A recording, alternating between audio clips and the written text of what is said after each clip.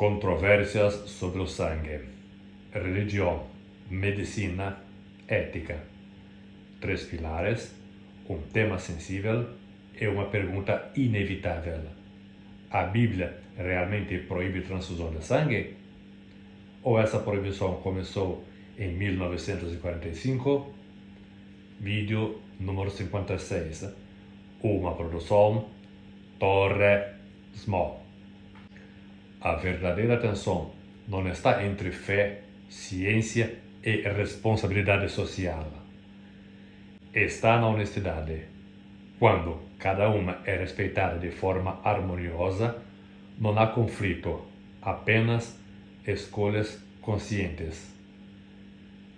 Pilar número 1. Religião. Quando falamos de religião cristã, não se pode deixar de lado a Bíblia. E aqui começa o ponto central. A Bíblia fala tanto de sangue animal quanto de sangue humano, mas sempre de forma distinta e separada.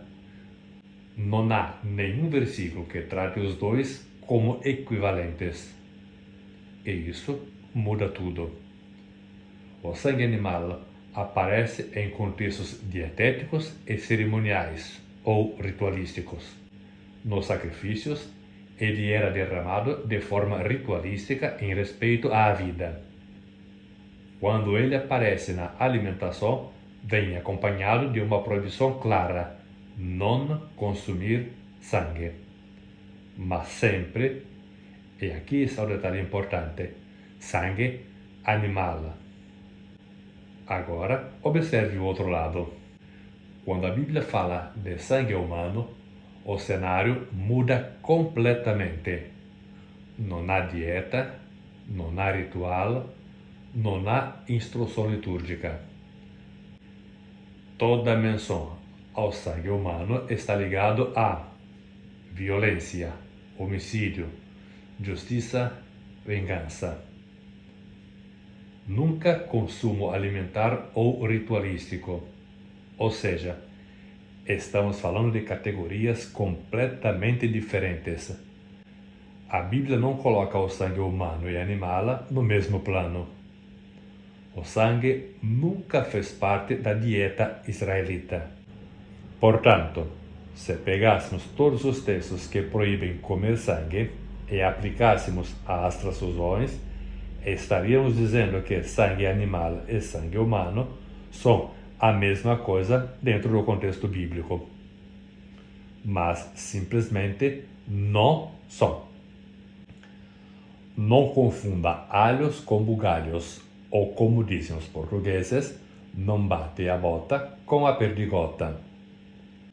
No primeiro vídeo que fiz nesse canal, vale a pena assistir para entender o objetivo deste canal, eu citei o seguinte versículo: é, portanto, para todos os vossos descendentes uma lei perpétua, em qualquer lugar onde habitares, não comereis gordura nem sangue. Levíticos 3,17. Mesmo sendo o mandamento eterno, como quis frisar Gershelowski no anúncio da permissão que eles deram ao uso do sangue autólogo, os rutherfordianos comem picanha, bacon e torresmo, uma alimentação que inclusive deu origem ao nome do canal. Enquanto que, segundo essa lei levítica, não poderia fazer parte da dieta de Israel.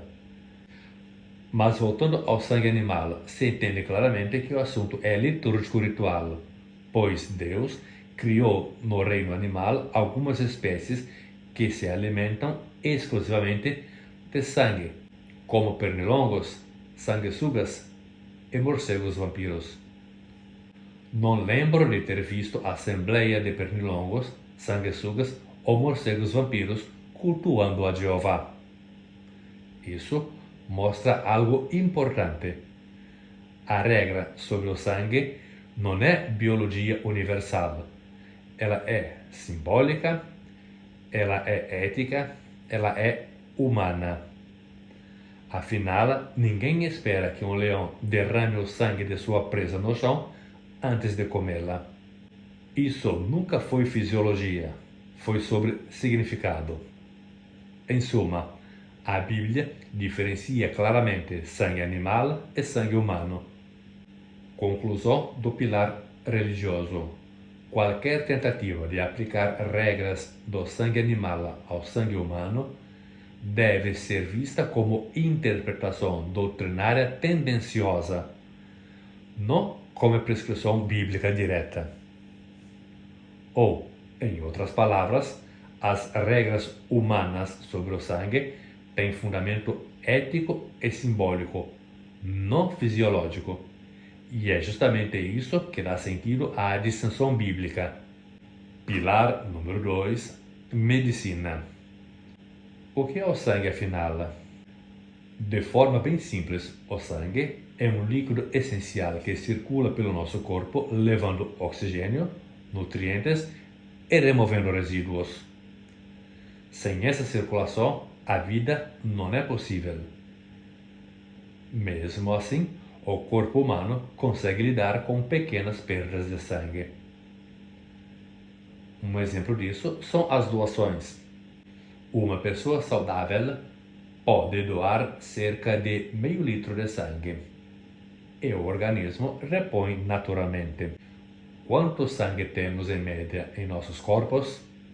Um recém-nascido tem aproximadamente entre 250 e 300 ml. Um adolescente entre 3 a 4 litros. Um adulto tem em média 5 litros. Ou seja, uma pequena perda não representa risco imediato. Mas o que acontece quando se perde sangue? Até 10%, geralmente sem sintomas. Até 20%, tontura, fraqueza. Até 30%, queda de pressão, confusão leve. 40% ou mais, órgãos começam a falhar. 50% ou mais, risco de morte. Perdas graves levam ao chamado choque hipovolêmico, quando o corpo não consegue mais manter os órgãos funcionando. Isso pode se verificar, por exemplo, em um acidente com grave lesão ou uma crise hemorrágica. Quando e se uma eventual transfusão pode ser necessária? Perdas pequenas, o corpo se recupera sozinho. Perdas moderadas, acompanhamento médico. Perdas grandes, a transfusão pode ser a única forma de salvar a vida. A transfusão não é automática. Ela é indicada quando os benefícios superam os riscos. E sim, como qualquer procedimento médico, ela também envolve riscos. E risco não é sinônimo de pecado. Mas hoje, com os avanços da medicina, esses riscos são baixos e controlados. Quais são as alternativas à transfusão? Reposição de líquidos, controle da hemorragia, medicamentos, suporte nutricional. Essas opções são eficazes em muitos casos, mas têm limites. Mas esse é um campo científico e não religioso. Quando uma situação é crítica, quando envolve acidentes graves, hemorragias, complicação no parto. Nessas situações, a perda pode ser tão grande que o corpo não consegue compensar sozinho. Isso significa necessidade urgente de transfusão. Existem substitutos do sangue? Aqui precisa ir com calma. Não é com superficial estudo da sentinela que se resolve o caso. O que faz Hemopur tão defendido pela Sociedade Torre Vigia? Hemopur transporta oxigênio, mas não substitui completamente o sangue.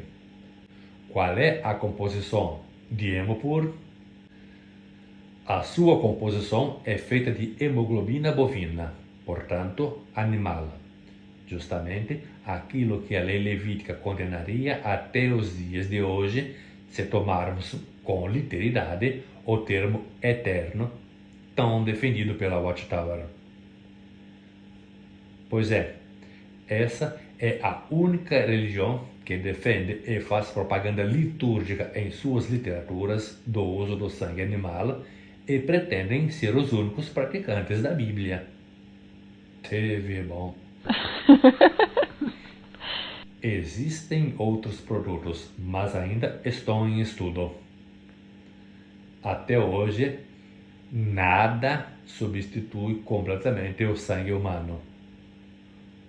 Conclusão do pilar médico.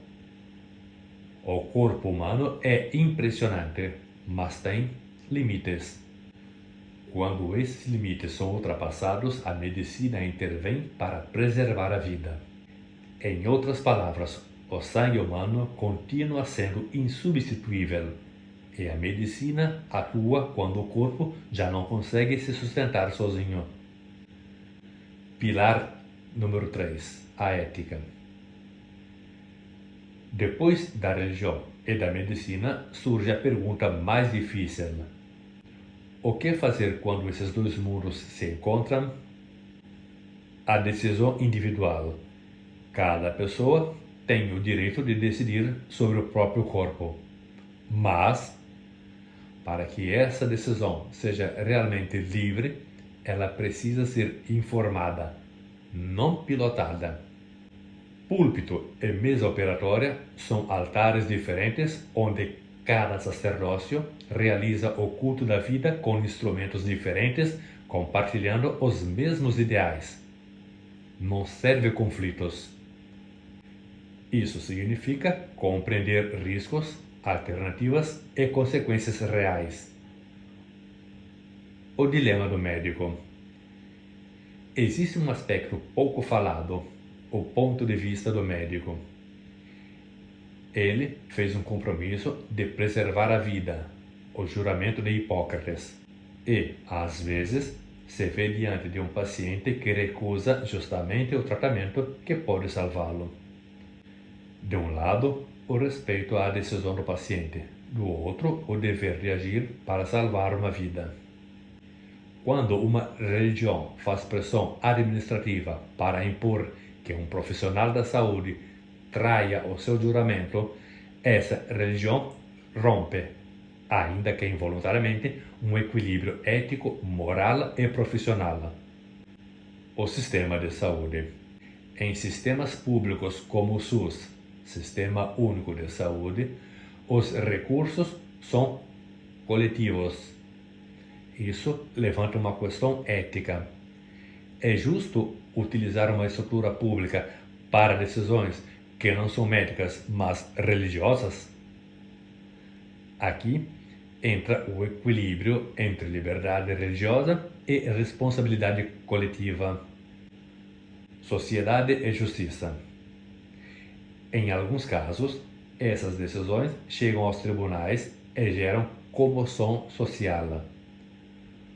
O que era uma escolha religiosa passa a ter impacto público.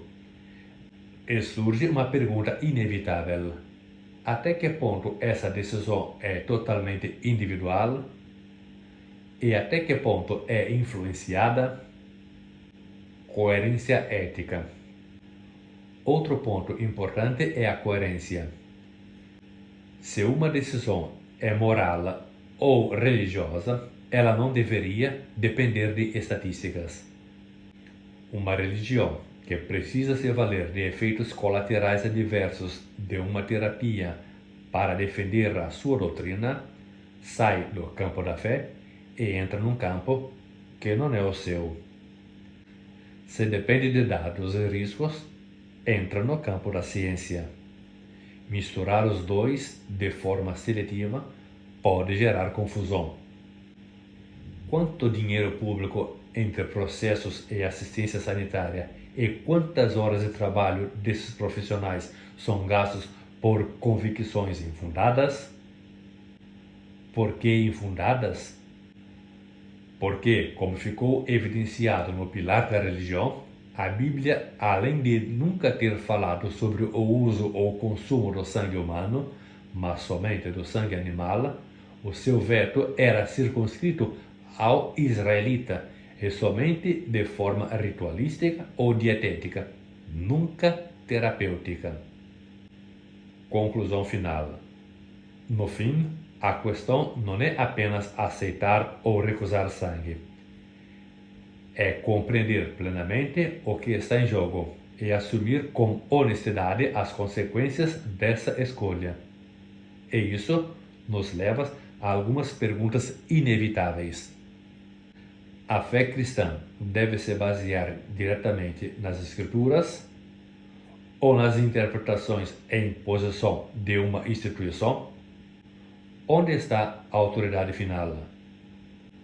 E talvez a questão mais importante: fé e ciência podem caminhar juntas quando há honestidade de ambas? Porque quando há honestidade, fé e ciência não competem, elas se complementam. Se a Bíblia, a medicina e a ética não apontam para um veto absoluto ao sangue, por que essa proibição ainda persiste? Esse será o tema do próximo vídeo. Não perca! Torre Smo. Sacrifício moderno obrigatório.